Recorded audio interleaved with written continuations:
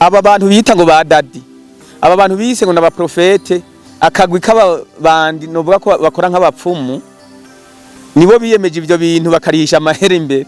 Ariko jewe nibaza mbega barasoma Bibiliya?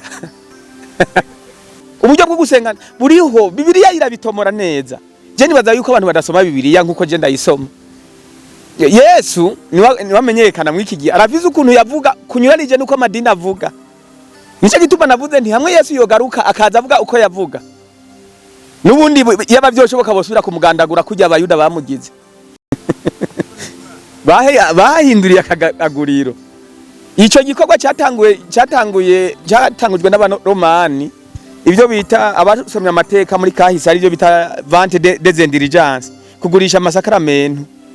Mbere ngo haranageze n'igihe bakubwira ati ibyaha byose uzokora tanga amahera anganuku kugira ngo ubigure ubirihe imbere. Ni nabyo byatungishije abo baromani. Igozani TV, Igozani TV, wikurikirane. Ese nuko bakunzi ba Igozani TV ndagarutse umusatirizi, ariko kandi mwihangane ku minsi ibiri kumbure tutariko turapostinga kuri YouTube channel televiziyo ya nyariyo yacu ya Igozani TV. Tuba tuhara ariko kumbure utugorane hirya no hino ku muntu yaremwe n'Imana twamaho. Ariko kandi tuhari kandi ku bwanyu. Igozani TV rero tukaba tugarutse kandi ku zindi nguvu zose. Noneho twakira kandi mwenyerumba kwindi ncuro nturi n'umushitsi kaze kandi urisanze kuri televiziyo yacu cyangwa yanyu. Noneho kandi si mwenyerumba ndakeka umeze neza, sinakubaza ati umeze neza, ndabona ko umeze neza kabisa. N'amagara yanyu aratwereka ko mumeze neza cyane, turabona ko no kubyibuha mubandanya muvyibuha mutagata. Noneho mwenyerumba uno munsi mwatuzaniye agaseke nyabaki. Ego murakoze, namwe ndabaramukije cyane kabisa kwa kano kigoro mongeye kugira ngo dushobore kuyaga n'abakunzi bacu hirya no hino. Agaseke nabazaniye kavuga gati mu by'ukuri imigigwa ikorwa n'amadini yo muri kino gihe ikomoka hehe? Imigigwa cyanye uburyo bwo gusenga bukoreshwa mu madini muri kino gihe bukomoka hehe? Hariho uburyo abantu basenga, uburyo batanga amaturo, uburyo bagira iminsi mikuru yagiye irashingwa hirya no hino mu madini nkuko mubibona. Ibyo byose rero nibyo tuza gusesengura turabe iyo bikomoka, turabe ko by'ukuri byisunga ijambo ry'umuremyi w'isi n'ijuru canke ari bihimbano by'abana b'abantu. Kubera iki akenshi ndakeka noneho mu biyago kenshi tuganira wama wisunga ijambo ry'Imana, na cyane kuvuga kuri banaka kumbure baba bari mu bikorwa by'ijambo ry'Imana ukagira ico bavuze ko noneho nico wababonyeko. Mo nisunga ibi bintu kubera ko rimwe na rimwe iyo mbona abantu bari kurindagizwa canke bari kujuragizwa n'abari bajejwe kubayobora birambabaza. Noneho nkavuga ati reka mfata kanya nkebure abantu kumbure bariko barajana nyabahururu. Ndababazwa n'abantu bakurikira ubwije, abandi batamenye iyo baja niyo bava, batamenya ngene boriyanta amasengesho yabo. Ego ivyo bintu birambabaza bigatuma mfata akanya kugira ngo dushobore gukeburana bishobotse. Kubwawe mwenyerumba ugusenga kukuri no kwahe? Mu by'ukuri gusenga kukuri umuntu wese yavutse icyaremwe cyose kiriho, uhereye kera cyane abantu bakibaho muri societe gusenga bigize umuntu wese avuka azi ko hariho umuremyi w'isi n'ijuru, hariho uburyo rero umuntu wese muri we harimo irijwi rimubwira gusenga uwo muremyi ryama ririmwo.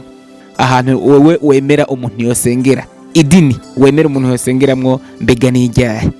Mu by'ukuri ikibanza cyo gusenga sico kiba gikenewe hanini, ikibanza basengeramo nk'uko turiko turaraba mu migigwa y'ukuntu mu gihe cyo kuri Mose hari ukuntu horaho yatanze amategeko y'ingene Mose ategeza gusengesha Abisirayeli.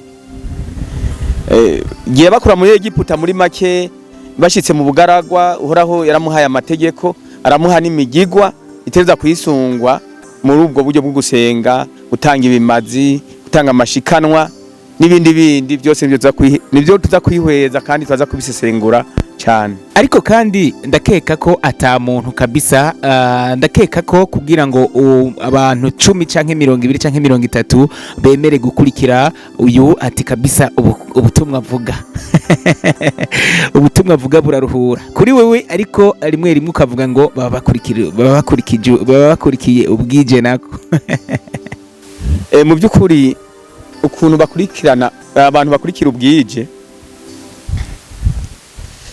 bakurikira inyigisho. Hari inyigisho mbagarabwenge canke inyigisho z'abafilozofe zagiye zirakwiragizwa ku isi yose hirya no hino, zifise intumbero y'ukwigisha iyobokamana rifatiye mu byo gucuruza urudandazwa. Izo nyigisho nizo ahanini abantu bakira bagasamasama, bigatuma abantu bagenda ukutariko bakora imigirwa canke kirite zabo zijanye n'ivyo gusenga zidahuje n'amategeko uhoraho yahaye abantu. Mbega ugusenga noneho ugusengera hatandukanye canke kugira ubuyoboke wewe wumva wishimiye, ubwo bahari aho bufatiye kumbure n'iterambere muri rusange, ryaba iterambere mu by'impwemu canke iterambere mu by'ubwenge canke iterambere rusangi, bituma kubera abantu batamenya ico bafata n'ico bareka, batamenya ibyo gutinya n'ibyo kureka n'ibyo gukora, uza gusanga abantu rimwe na rimwe n'iryo terambere ritaboneka. Kuko mu bintu bibuze iterambere no gusenga kutariko navyo birimwo, kuko naho wosenga umuremyi w'isi n'ijuru ukamusenga uko bitagezwe, ntashobora n'isegesho ryawe urumva ntaho rishika, riguma mu byiyumviro byawe nyene. Ariko umusenze nk'uko byagezwe ugakurikiza ibyo uhoraho yashinze kugira ngo asengwe, amasengesho yawe aduga direct kabisa, kandi ibintu bigenda neza. No mu kibano y'abantu basenga bagakurikiza uko bategereza gusenga, ivyo tuba turiko turabibona ubukozi bw'ikibi n'ayandi maroregwa y'ivyaha kumbure biba ari bike. Niko rero byose n'ukujaganya, avuga ati reka ntanga umurongo abantu bakwiye gukurikiza mu gusenga. Si jewe ntanga umurongo, ahubwo nisunga urutonde umuremyi w'isi n'ijuru yadushize imbere yaduhaye. Ndakeka ko kuva na kera gutanga amashikanwa canke ibigira 10 vyamyeho. Eske kugira ngo wewe ubone yuko umengo bwo bari nk'ubusuma, bwo bari nk'ubunyonyezi biga ibyo bigira 10 canke kumburi amashikanwa iyo batanga ukutariko, rimwe na rimwe sinja gusoma Bibiliya, ariko ndarangira umuntu wese afise igitabo ca Bibiliya canke igitabo, benshi ndazi abamenyereye abakunda gusoma Bibiliya baze bahasome. Mu gitabo c'Abalewi igice ca 14 uhereye ku murongo wa mbere ukabandanya gushika no ku murongo wa 20, hariho ivyo Musa canke Mose yabwiwe mu ntumbero yo gutanga ibimazi bijanye n'ivyo guhonga canke guhongerwa ibyaha. Kintu cyose rero kirafise ngene gikorwa kandi n'impamvu cakogwa. Rero hari ivyo abantu bitiranya ubu bitandukanye n'ivyo uhoraho yashinze muri ibi bintu by'uburyo bwiza bwo gusenga. Kuri wewe rero umuntu akwiye gusenga gute? Ni gute twosenga kumbure amasengesho yacu akakigwa n'uhoraho? Dufatiye kubakera, abakera abakurambere bari bafise ingene basenga, kandi imigirwa bakoresha mu buryo butandukanye yatuma abantu benshi bagira gusenga kuzima, kwatuma abantu bumvigwa, mbere n'ibitangaza bigakogwa kubera ko baba bakurikije amashariti cyangwa bakurikije amategeko agenga ibyo gusenga. Mugabo uno munsi birateye agahinda, abantu benshi baravyinjijemwe ubwesikro, baravyinjijemwe ubusuma, ntawe kimenye yaja niyava. Nagomba rero ntange umurongo orientation nisunze ivyanditswe vyera kugira ngo umuntu azoshaka azobikurikize, maze bizodufashe twese kubaka iyobokamana rizima ritarimwe amangetengete. Jewe ndiyumvira ko ndiyumvira ko kugira ngo ugire urushengero hama uyobore abayoboke barenga 100 canke 70, ndakeka ko kabisa ubu umuvugabutumwa noneho anabizi kandi noneho yasizwe amavuta. Bo mu bisanzwe abayoboke bobo ni nk'intama, intama zazimiye, kuko mwama mwumva ngo abungere aribo bayobora intama. Mu by'ukuri umwungere ni wamenya aho yahura umukuku wiwe, nimba awahuye mu mahwa canka akawahura hatagira ubwatsi burembye, canka akawahura ahari ubwatsi kumbure burimo uburozi bwozihitana. Uwo mwungere niwe hanini ngenekerezako, kuko na Yohana yavuze ati injyankwi igenekereje ku bishitsi by'ibiti kugira ngo igiti cyose kitama ibyiza gicibwe giterwe mu muriro. No kuvuga ko ibishitsi nabo bantu bitwa ko ari indongozi, nibo rero tugira ngo tuvuge ko ahanini rero indongozi z'amadini ya kino gihe ndiko ndaraba bariko barazimiza abantu, na cyane cyane bisunze iki iyoboka canke doctrine canke iyobokamana ritaryo. Uti gute? Benshi babigize urucuruzwa, babigize urudandazwa, kandi nta nubwo bahanura abantu kugira ngo bakore ibigomba gukorwa ibyo uhora hashaka, ahubwo bahimiriza abantu kubahereza ibyo bafungura, kubahereza amashikanwa, kubagurira amamodoka. Mugabo turavye ivyanditswe byera ukuntu bivuga biratandukanye cyane n'izo nyigisho abo bantu ze bariko barigisha, abacura bwenge bigisha. Niko novuga mbegaho kubona kumbure yohabwa reka ndavyite kumbure nk'akaganuke ku bayoboke biwe, bati kabisa umwungere wacu canke umuvuga butumwa wacu kumbure reka dushobore kumuronsa akadeplacement, reka ndabivuga uko. Je nibaza yuko ico kitaba ari kibazo mu gihe kabisa ijambo ry'Imana yoba arisoma kujya nyene riri canke akagigisha abayoboke biwe adaciye ha canke hari nikosa, kuko iyo aba bari bafise umurongo numwe canke ivyanditswe bibarekurira gukorera ingero byari byiza. Ariko none ijambo ry'Umuremyi w'isi n'ijuru ntabwo rihuza n'ivyiyumviro bigisha. Uwo mugambi wuko kumbure bokora kugira ngo baronke ingero, bahabwe ingero n'intama. Oya, umwungere mu bisanzwe umwungere jewe nibaza yuko ari we yateza kugaburira intama. Biratangaje rero kubona igitungwa arico kija kugaburira umwungere. Ivyo ni bintu biboneka ko ari gihushane gose bakora kabisa. Ariko shamwe nyirumba, je ndibaza umwungere canke umuvuga butumwa mu gihe yohabwa utuca nk'ituriya kumbure n'abayoboke biwe bavyishimiye, simbona ko ubwo bari ubusuma kabisa. Nivyo gutanga ibigira 10 amashikanwa, umushuzo, ibintu bitanguye kwera byaratangwa, mugabo byari bifise ingene byari byaragenywe kugira ngo bitangwe. Iyo bitanzwe byari bifise igikorwa byategerezwa gukora. Rero kinyuranije n'ivyo abubu babikoresha, abubu baca bashiramwo escroquerie bakabikoresha mu nyungu zabo, kigurira amamodoka, bakamika abana babo kwiga mu mahanga. Kandi ivyo by'ukuri kuba ari gukora ikinyuranye, mu Kiswahili bavyita kinyume na utaratibu. Baba ariko bakora ikinyuranye n'Umuremyi w'isi n'ijuru yari yageneye ibyo bintu.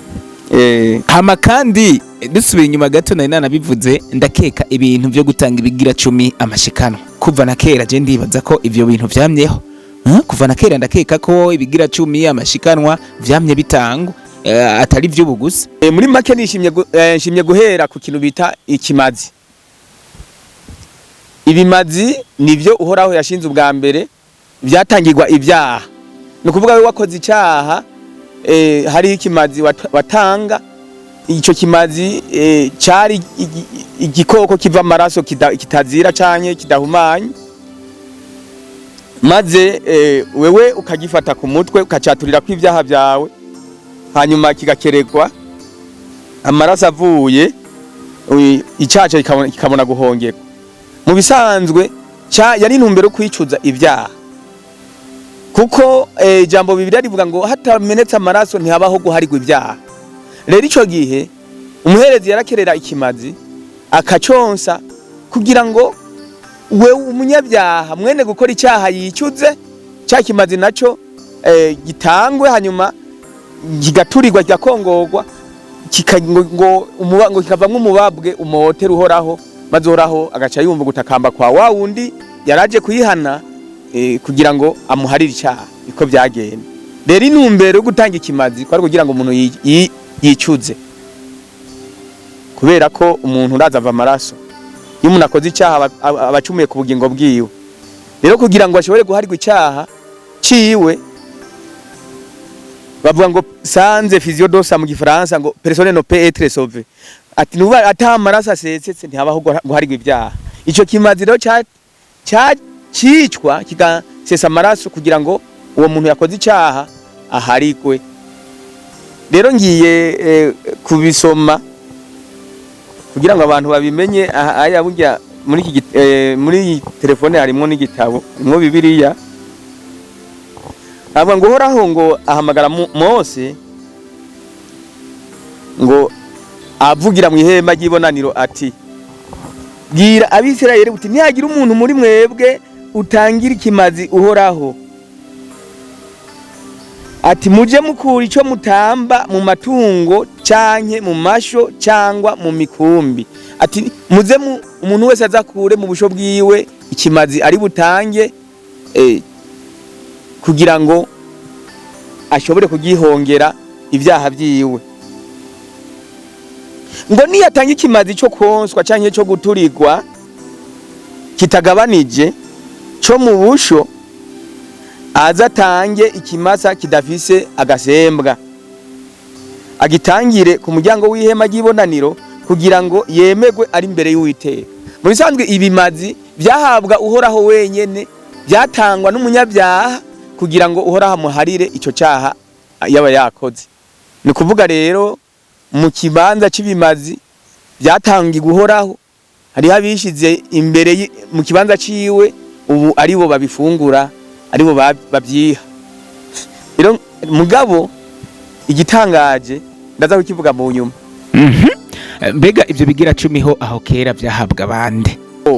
Hariho ukuntu Uhoraho yatoranije umuryango wa Lewi igihe bava muri Egiputa kugira ngo ukore igikorwa cyo kwihema.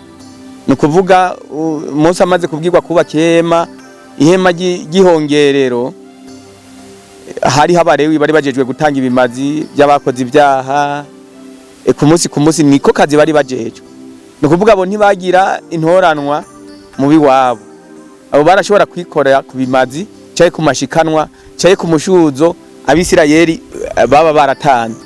Mugabo urumva byose hari ku mategeko, kandi ibyo bimazi Abalewi carazira ko babyisangiza.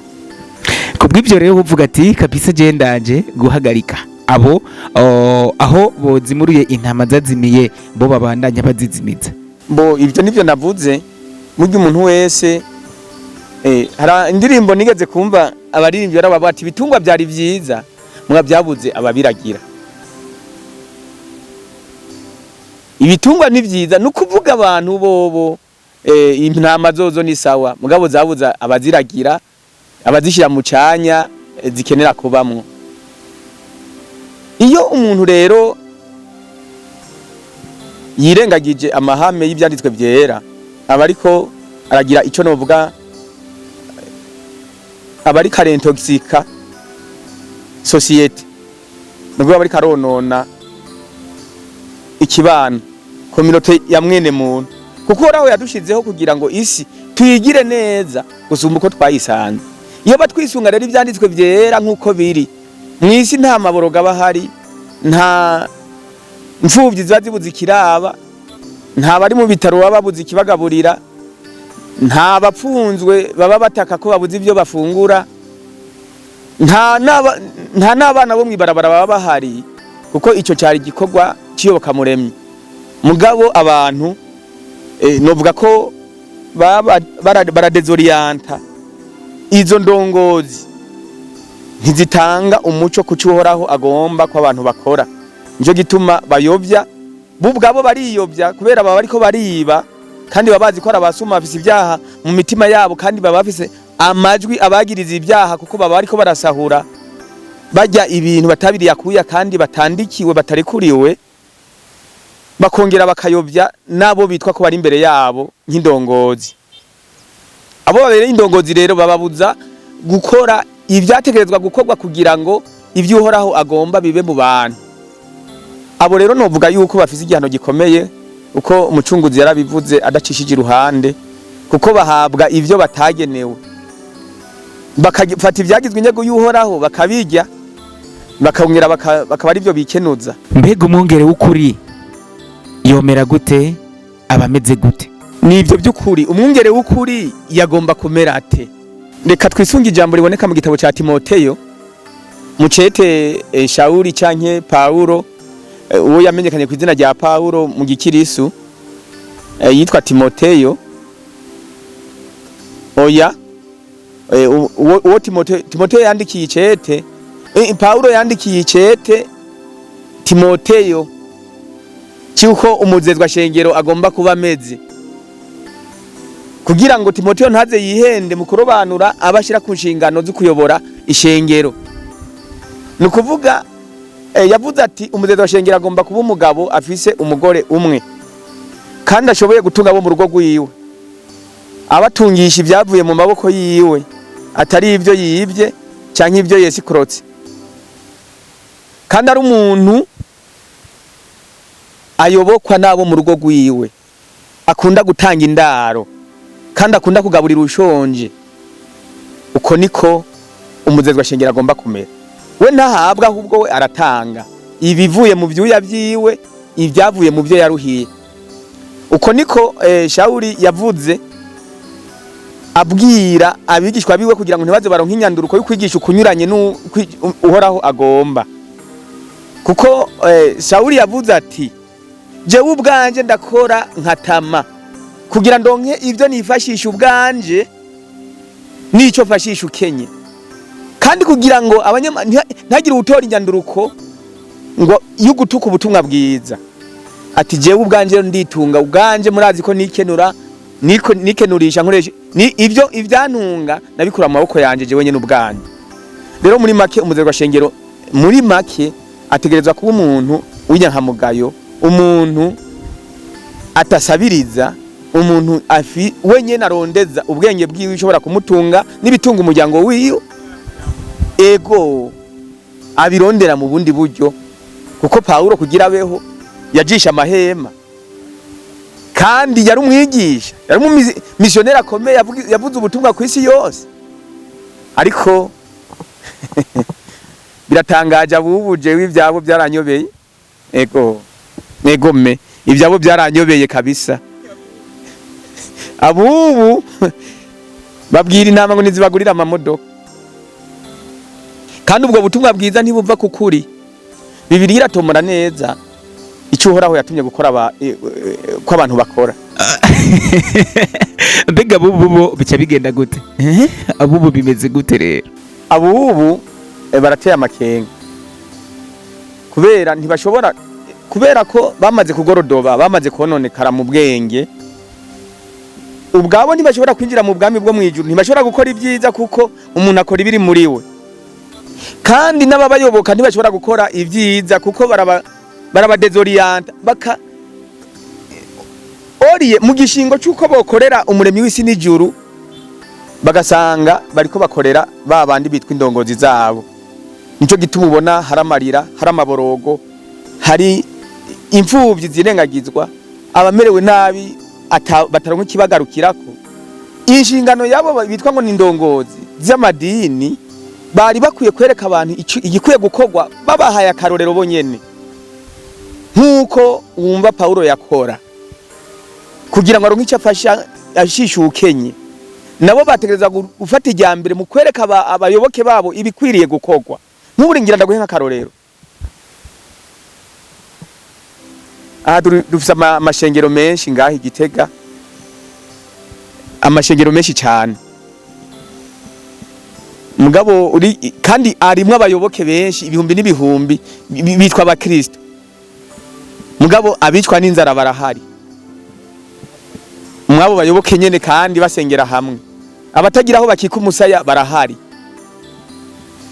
abataronka icyo barya barahari, abangajwe batari ku matongo iwabo mugabo batagira ikintu na kimwe gishobora kubafasha, baburaniwe hirya no hino barahari.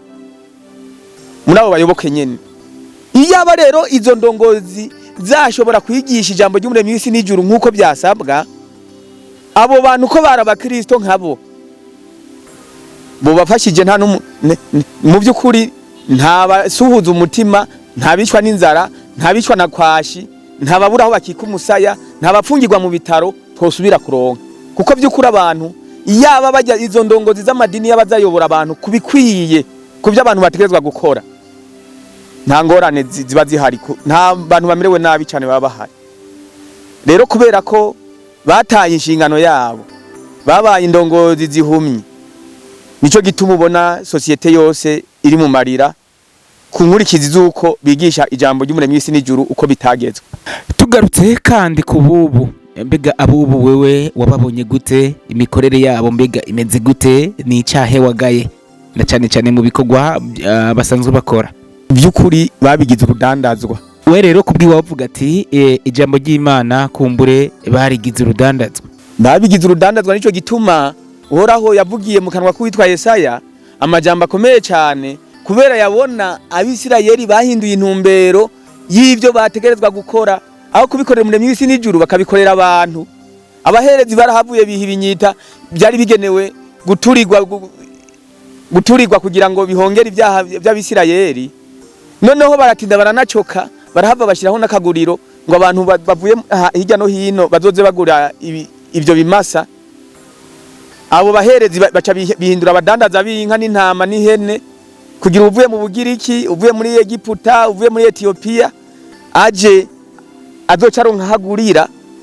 Baca bashiraho mbere wanashaka n'abavunjayi, bashiraho abavunjayi kuburyo ujanye amahera utazobura aho uja kuvunjira. Nimba ujanye ifeza ukeneye izahabu bazogupimira kugira ngo urudandazwa rushoboke. Erega nico gituma umucunguzi Yesu igihe yahenagura ameza, igihe akirukana abadandariza mu kaguriro, nico gituma kijya gikorwa yagikoze. Ati ingoro ya data mbega mwahinduye nk'isenga ry'abambuzi. Ubundi rero nuno munsi baguma basanasana.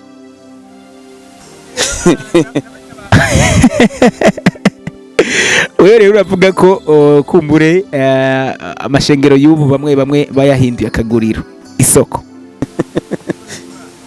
Bahinduriye akaguriro. Ico gikorwa cyatangujwe n'abaromani, ivyo bita abasomye amateka muri kahise, ari byo bita vente des indulgences, kugurisha amasakramentu. Mbere ngo haranageze n'igihe bakubwira ati ibyaha byose uzokora tanga amahera angana uku kugira ngo ubigure ubirihe imbere. Ni nabyo byatungishije abo baromani kuri n'ukuri baze basome mu bitabo by'amateka. Nico gituma isi yononekaye cyane kubera amadini. Abantu bo bameze uko, mbega abo bameze uko nakahe kantu babwira nk'akagohe basirika, ndabyita akagohe wabavunira aba bantu bita ngo ba dadi, aba bantu bise ngo n'abaprofete, akagwi k'abandi novuga ko bakora nk'abapfumu, nibo biyemeje ivyo bintu bakarisha amahera imbere. Ariko jewe nibaza mbega barasoma Bibiliya? Barasoma Bibiliya? Erega nibasoma Bibiliya aba bantu barambabaza cyane, bateye ubwoba. Ariko sha naho butabemera kabisa, ari habavuga butumwa bavuga byo ndetse bakanasenga amajina kiruka. Jewe rero igituma nashobora kubemera ivyo bokora byose, nubwo byoba byo ntabwo byo biva ku muco, kuko turetse kubesha abantu benshi murazi ko amangetengeta ariho, abapfumu bariho bararagura bakavura. Mugabo jewe sindavyemera, kuko jewe nta uramvura, nta nuwo nditura. Numva bavuga ko bavura, abandi bavuga ko banaguruka, abandi bakaragura bagatangiye ngo imigisha. Mbwa ivyo jewe ntavyo nkorerako. Nubwo byo bari ivyo ukuri ntibyagomba kugurwa amafaranga.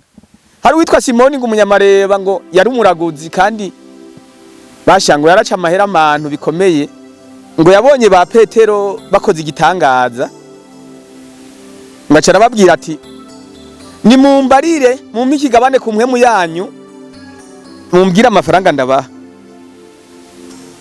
Petero acamubwira ati ifeza zawe ziragapfana nawe kuba wubaka kuvuga yuko inema y'Imana cyangwa ingabire y'uhoraho yogurishwa amafaranga, ati ifeza zawe ziragapfana nawe.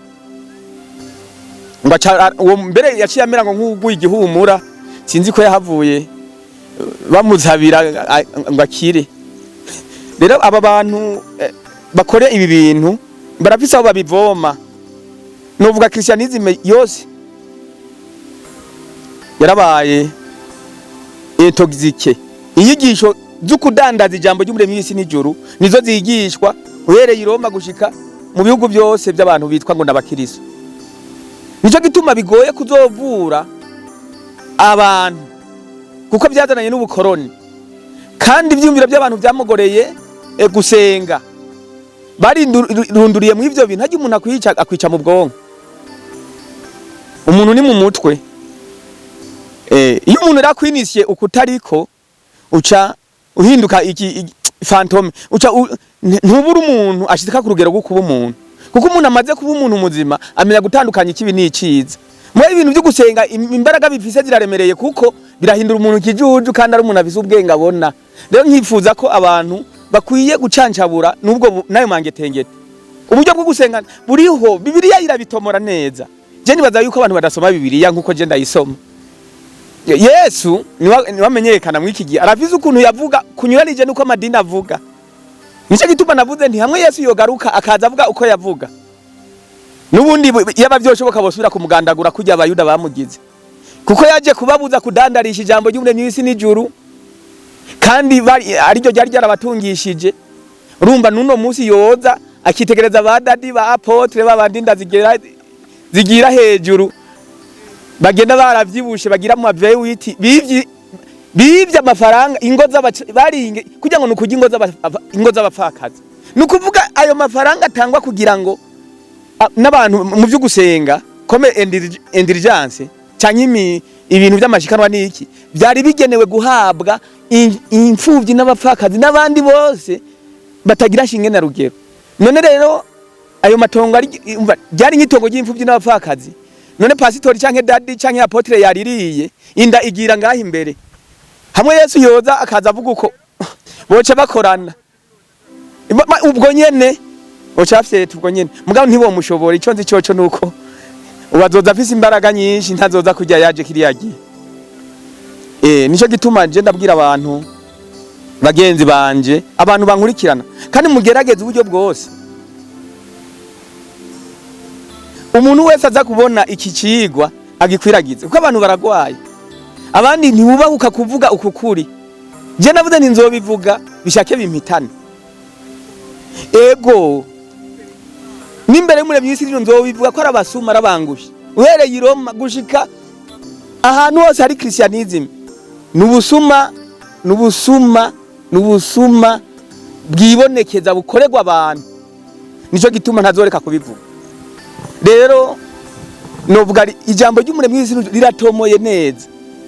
Turabona muri mu gitabo cya Luka igice cya 19 uhereye ku murongo wa mbere turabona umuntu witwa Zakayo ngene yihanye. Zakayo yari umutoza akora, yari umunyabyaha. Yesu aca muri ako kace k'Yeriko, Zakayo yifuza kumuraba. Mwa kubera ari mugufi abona ati biraza kungora ko ndamubona, aca yurira igiti. Zakayo amaze kurira igiti Yesu arabibona. Arabati Zakayo ururuka kuko uno munsi ndamutse ndarira iwawe. Ntabwo Zakayo ntiyamubonye physionomie, ntiyamubonye umubiri uku, yamubonye mu mutima. Kuko Zakayo mu kuyihana mengani ku murongo wa kane sinibuka neza yavuze ngo raba mugenzi umugabane w'itunga ryanje ngira ndawuhaboro. Ntiyavuze ngo ngira ndawujani Yerusalemu kuhereza abaherezi n'abandi bamangetegete nk'uko. Yavuze ati ngira ndawuhabo aboro, kandi umuntu wese naguhunze ndamusubiza ivyo namugunze kane. Yesu aravuga ati uyu munsi urukiza rushitse muri iyi nzu kuko ubu nawe ari umwana wa Isirayeli. Ubwo nibwo bugingo budashira. Rero abantu bariko baribwa, nico gituma jewe nahisemwo guhagarika ibikorwa by'amadini, nzokwigisha ubutumwa bwiza, ndabereke ingene bashobora kubaho. Kandi buryo iyo umuntu afise Yesu akamenya ubuntu bwo muri Yesu icarico, aba yihagije, ntagomba kuza kurondera ijambo hirya kwa dadi canke kwa apotre bajya n'abasuma n'abambuzi. Ivyo ndabivuga ndavyeruye kuko biragaragara igikorwa ariko barakora ntasemo nimwe nikiko kiravaho kiri, gusa bararonka amazu bonyene n'amamodoka. Ivyo navyo ni impera zabo zizorangirira ngaha kwisi nyene gusa. Sha hari wambajije inbox avuga tujya mu ntongira ngo Bibiliya yizi yose. Bibiliya ndayizi. Ego Bibiliya ndayizi mugabo si cyane, ariko ibintu byose bisobanutse kugira abantu bamenye ngene bagomba gukora. Bibiliya irabisobanura neza. Noneho turangiza ikiganiro, reka tugushimire mwenye rumba, ariko ndakeka tukiri kumwe kuko iyi nyigisho ndakeka izoba ndende. Rero turangiza ikiganiro, mbega iyi nyigisho yari yerekeza kuki? Ibi ndiko ndavuga ni ubutumwa bwiza bubohora. Igozani TV, Igozani TV, we could cry. Oh.